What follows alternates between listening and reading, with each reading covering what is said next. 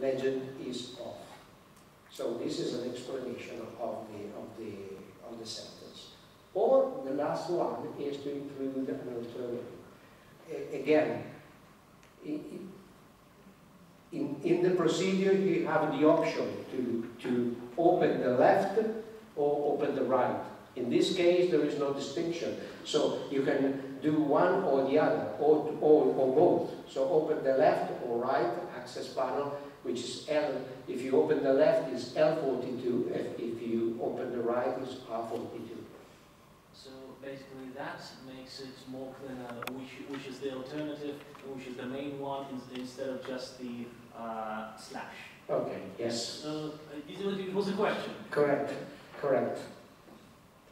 And then, so that's the end of the punctuation. And then this is not very easy, but it's explain the way of word count. Because, well, you know that we have a rule for descriptive, which is 25 word maximum, and we have a rule for the procedure, which is 20. And so it's the word counter in section 8 explains the way we count the punctuation within the sentence. So let's start with vertical list. Now we know what vertical lists are. So we have a column. You remember the vertical list? Install these items, column. No? So a column divides the first part of the sentence from the subsequent items in the vertical list. So the column has the same effect on word count as a full stop and period, and shows the end of the sentence. So that means that in the vertical list, the first part is a complete sentence for word counting purposes. No? And so the procedural sentences, you can use a maximum of 20 words before the column, and in descriptive sentences you can use a maximum of 25 words before the column. So each item in a vertical list that comes after the column counts as a new sentence. Thus, the limit for each item in a vertical list is 20 for procedural sentences and 25 for descriptive sentences. So the example explained everything. So to extinguish a possible fire, portable fire extinguishers are installed in these areas. So as the rule says, this is like we have a full stop. So 30 words. 1, 2, 3, 4, 5, 6, 7, 8, 9, 10, 11, 12, 13. The cockpit, this is the first item, 2 words. The cabin, 2 words. The cabin subcompartment, 3 words, because we have the hyphenated words there. And the crew rest compartment, we have 4 words. So it's like we have 5 sentences altogether. But you see that there is no restriction of words here. So we can have a vertical. That's why vertical lists are very important, because it helps to write short sentences anyway, because each sentence is a sentence. And then we have, when you put text in parentheses, it counts as 1 word in that sentence. This is important, because when you count words for sentence length, text in parentheses counts as 1 word of that sentence. But the words that you put between parentheses also makes a new sentence. Those count them in that different sentence. Example, make sure that the Emma push button switch is released. The Emma legend is off. Okay? This is perfectly alright, because this is the case when we use parentheses to explain something. So this sentence has 10 words. 1, 2, 3, 4, 5, 6, 7, 8, 9, and 10. Okay? Because the text in parentheses counts as 1 word. But we must remember that the sentence in parentheses also counts, because alone. So 1, 2, 3, 4, 5. So has 5 words and count as a different sentence. So it's very, very easy. And all these things were not explained like that in issue 6. That's why issue 7 is good. Because now we are explaining everything. So 8.6, count each of these as one word. So number, unit of measurement, abbreviations, alphanumeric identifiers, quoted text, titles, headings, and placards. So numbers. Do steps 13 through to 16 as a minimum of 3 times. 13 and 16 are numbers, and each of them counts as one word. So the sentence has 10 words. 1, 2, 3, 4, 5, 6, 7, 8, 9, 10. Okay? The spare box has 21 ribs. 21 is a number. It counts as one word. So 1, 2, 3, 4, 5, 6. Unit of measurement. Make sure that the temperature in the room is 10 degrees Celsius. This sentence has 10 words. 1, 2, 3, 4, 5, 6, 7, 8, 9, and 10. Because this is only one word. Make sure that the temperature in the room is 10 degrees Celsius. If we spell it out, it counts as different words. So 1, 2, 3, 4, 5, 6, 7, 8, 9, 10, 11, and 12. So the units weighs 20 kilos. 1, 2, 3, 4, 5. That's what. So 1, 2, 3, 4.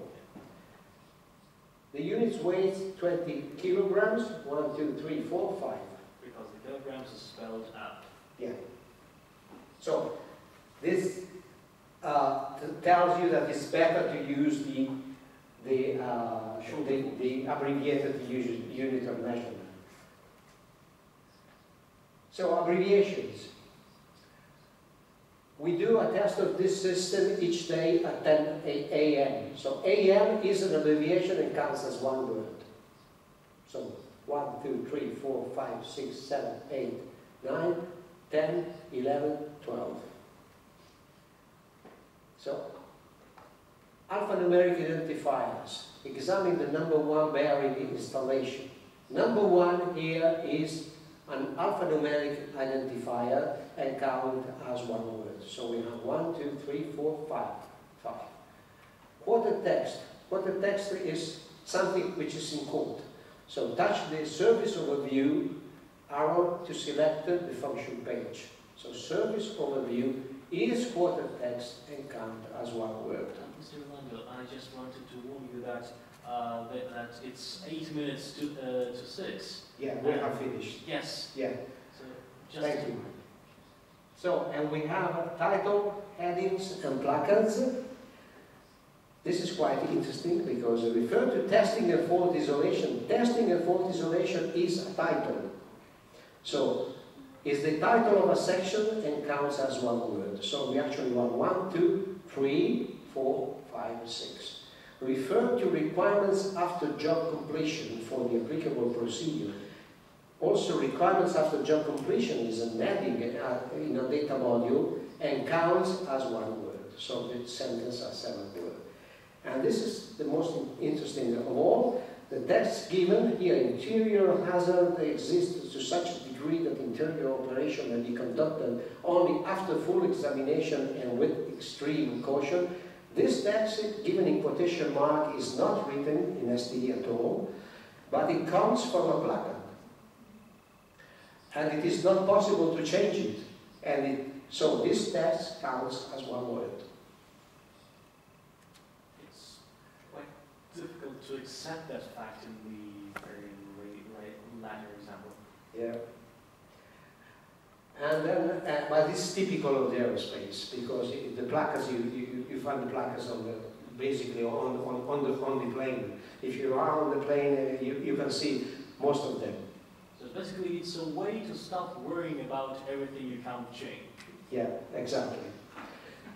And this is the rules for regulating hyphenated words in for word counting purposes. So group of words that are usually adjective but function together as an adjective before a noun are hyphenated, and we saw also examples of that. Such groups of words counts as one word. So actually you have soap and water, trial and error, you see 1, 2, 3 and 4, 1, 2, 3, 4, 5, 6 and 7. When you hyphenate the long technical names to make them clear to the reader, the method we saw in section 2, if you remember, hyphenated group of words also counts as one word in the applicable noun cluster. So cut-off switch power connection is 3 words, so it's consistent and it's in accordance with the rule of having a noun cluster no more than 3 words. And make gear, door retraction, winch handle, again 3 words, because one,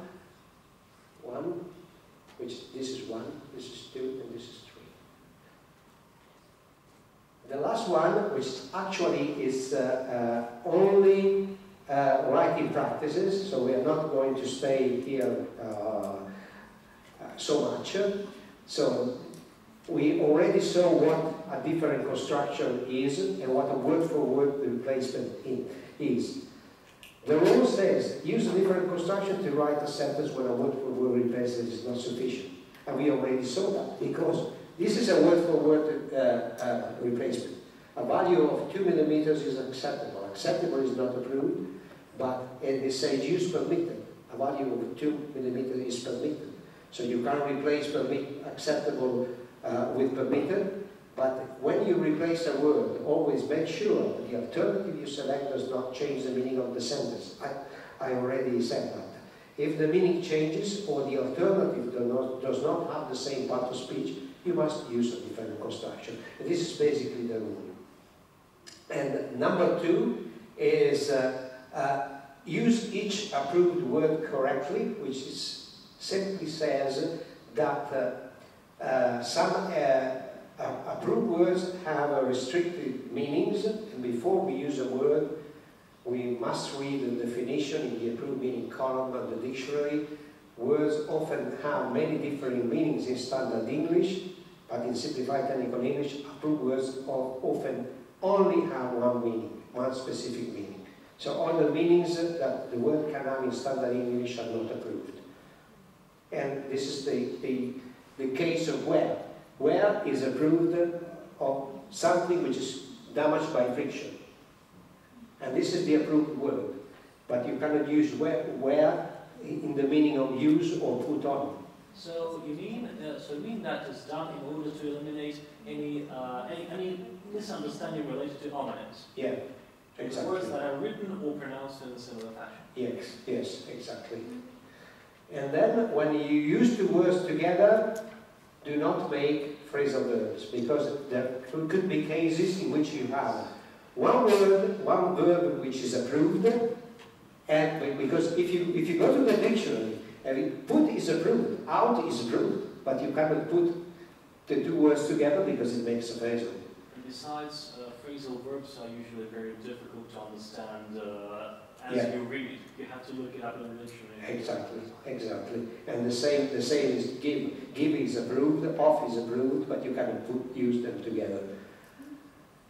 And when you select, this is the last one, when you select terminology or wording, always use a consistent style, which means that when you have some sentences and in a procedure, there are several ways to write the same instruction, and they are all correct in simplified technical English, but you have to choose one, with the one which is the best, because if you are saying the same things, for example, you have lubricate the 2 bolts with a small quantity of oil, or apply a small quantity of oil to the threads of the 2 bolts.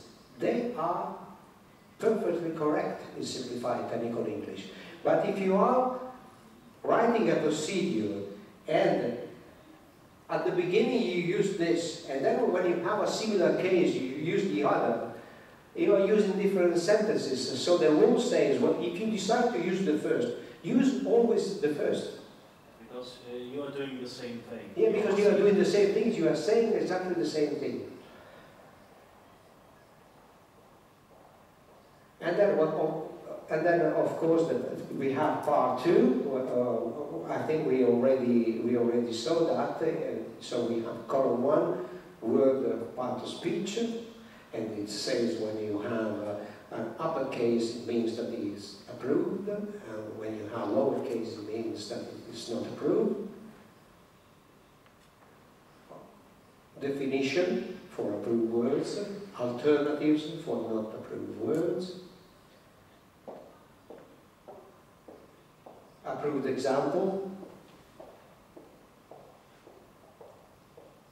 Another big improvement we have made in issue 7 was to reduce, as far as possible, the example which was referred to aerospace example.